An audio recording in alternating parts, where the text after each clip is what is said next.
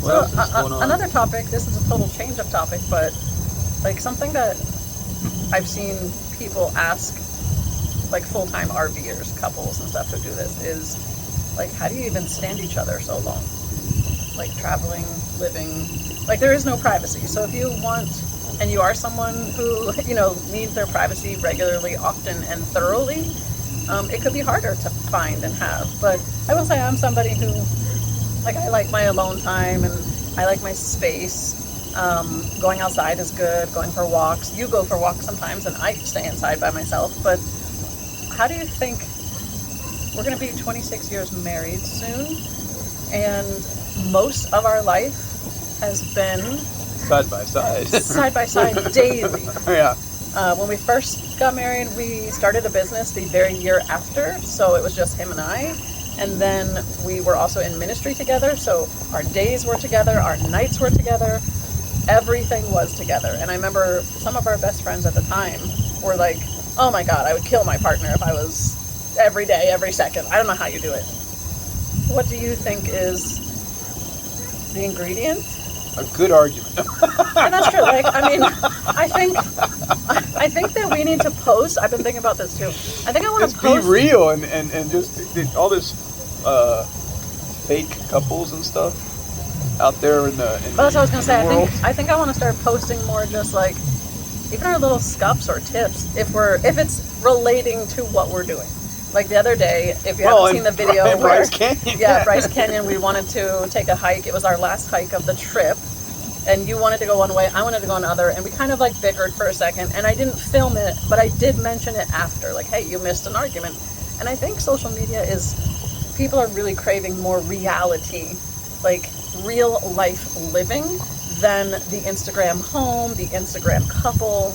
Because that's definitely not been us. I mean, we haven't been ever the Instagram couple. One, we don't look like, we don't fit that bill. Aesthetically, we don't look like that. But two, we also we don't really set up and stage. I mean, I set this up really quickly of us sitting outside, but we were going to sit outside. And while we were sitting here, I said, do you want to film some stuff? But we don't rehearse anything. Obviously.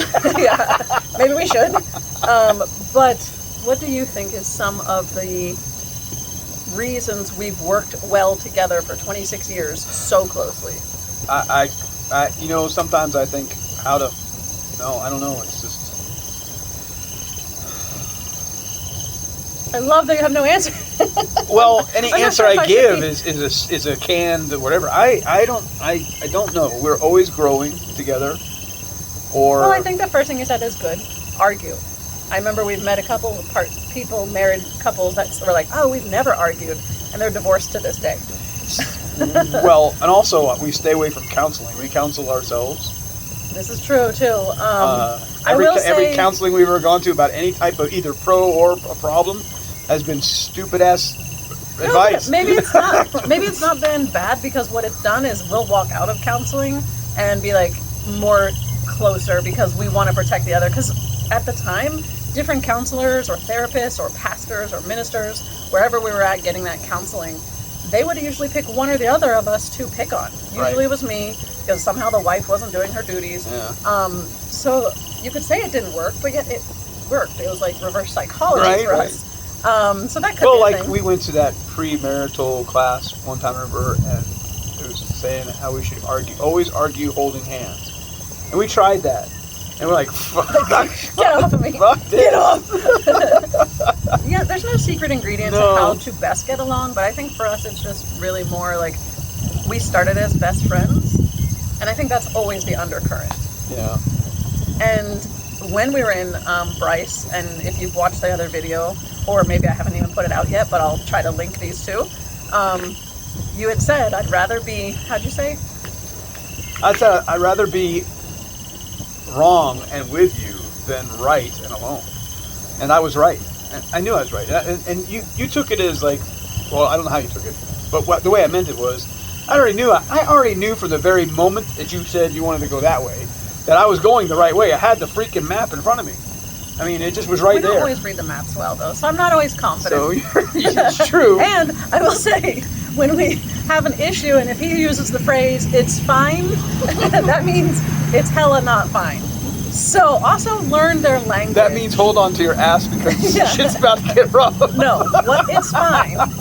When you say it's fine, It means- what it means is don't ask me again. Don't ask I me know again. it's a problem, and I either can't fix it or don't know how yet, or I don't have the time. So don't Yeah. ask me. Don't about ask me it. again. Don't nag me about it.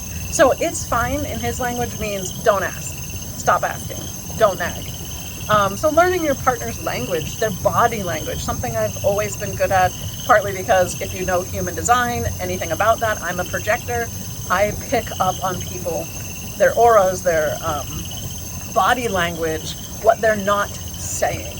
So I've always been really good at reading you, and I think you've gotten much better in the 20-something years of reading me a little bit better.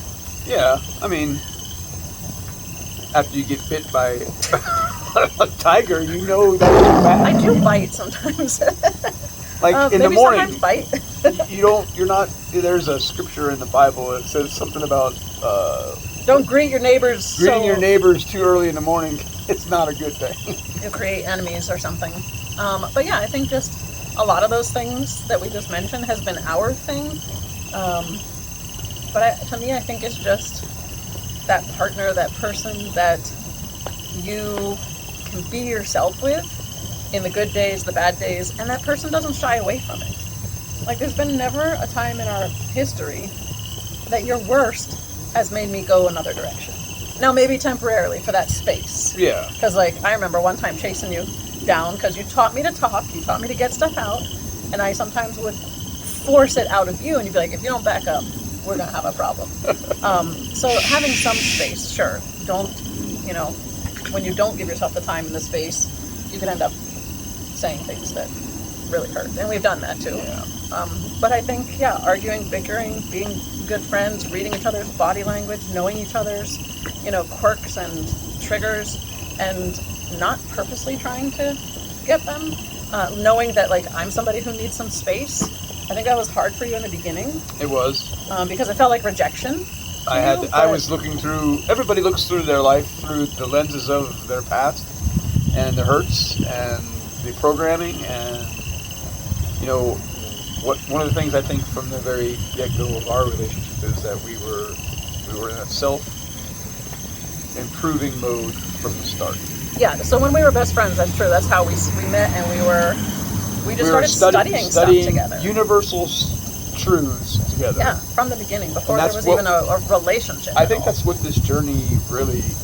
This journey as in like life together, or journey as in like our Adventure 2.0 has spawned a eye-opening growth awareness for us, and looking for universal truths. I don't think can edit a lot of that. I think probably getting back to what we were talking about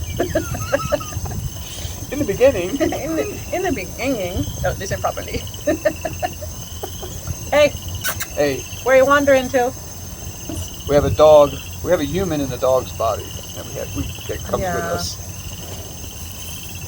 Hi, baby girls.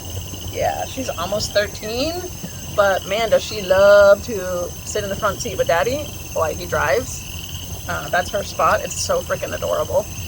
And I think she's doing fine traveling. People often wonder about how the pets will do. We took a lot of practice runs before we actually took this lifestyle on. Took both of our animals, who we had a cat as well, who passed away last year, but they both did fine. It took them some adjustment, but I don't know. I think trial and error is really what life is about, experience. And you said experiment, like in a sense of try what works and figure out what works, and if you have a partner who's willing to do that with you, then, give each other the space and grace to make mistakes too. So. Yeah. But I'm getting a little chilly, so I gotta maybe get a blanket or something. Okay. We're finishing our tea, and so as we're exploring, learning to grow, seek truth everywhere we go, being open-minded and being flexible with this lifestyle. Open-mindedness and talking, I think, has been Communication. Communication. Right. And as we're evolving, our whole goal is to share that process, not because we have it all down and we know, this is right and this is wrong. We don't know that anymore. We know what works for us in this moment. It may not work for us tomorrow. It might not work for you today. So you figure out your own life. You Yeah. do your own experiment, and you do your own evolving. So until later, I'm Leah.